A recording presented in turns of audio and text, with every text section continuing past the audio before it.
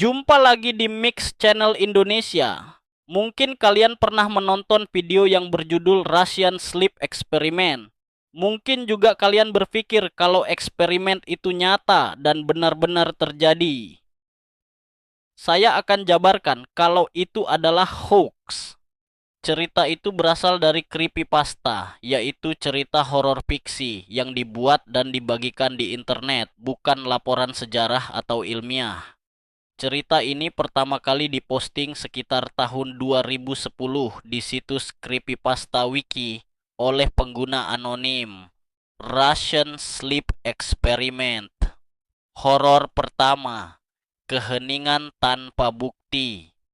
Cerita ini berbicara tentang era Soviet, ruang tertutup, gas misterius, dan subjek manusia yang perlahan runtuh. Tapi saat kita mencari jejak sejarahnya, yang kita temukan hanyalah keheningan total, tidak ada laporan medis, arsip penelitian, nama ilmuwan, lokasi institusi, atau dokumen resmi. Sebuah eksperimen sebesar itu tidak mungkin lenyap tanpa satupun bekas. Horornya terasa nyata, namun realitas tidak pernah mencatatnya. Horor kedua, ilmu pengetahuan menolak. Cerita itu mengatakan manusia bisa dipaksa tidak tidur selama 15 hari dengan bantuan gas. Sains berkata sebaliknya. Tanpa tidur, otak mulai terpecah. Persepsi retak, realitas bercampur halusinasi. Fungsi tubuh kolaps. Dan yang terpenting, tidak ada zat yang bisa menahan tidur total tanpa mematikan manusia lebih cepat. Gas misterius itu bukan teknologi rahasia. Ia adalah alat naratif, alat untuk menakut-nakuti.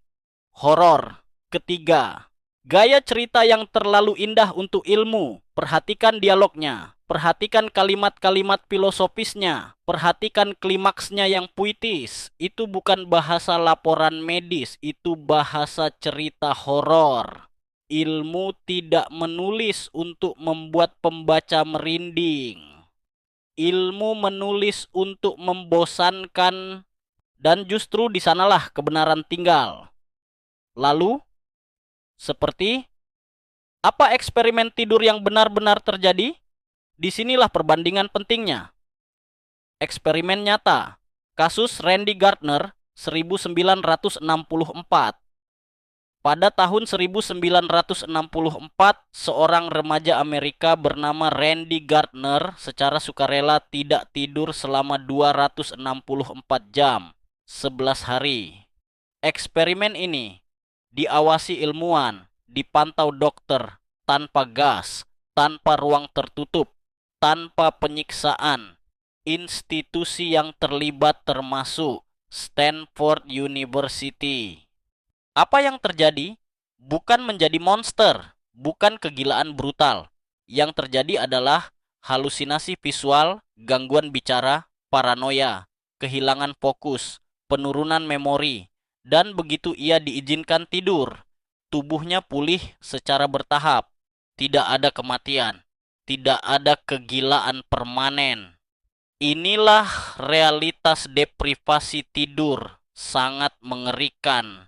Tapi jauh dari fiksi horor internet. Kenapa cerita fiksi terasa lebih nyata dari fakta? Karena fiksi tahu di mana harus menusuk ketakutan manusia. Takut kehilangan kendali. Takut tubuh mengkhianati pikiran. Takut terjaga saat seharusnya bermimpi. Russian Sleep Experiment memanfaatkan ketakutan itu.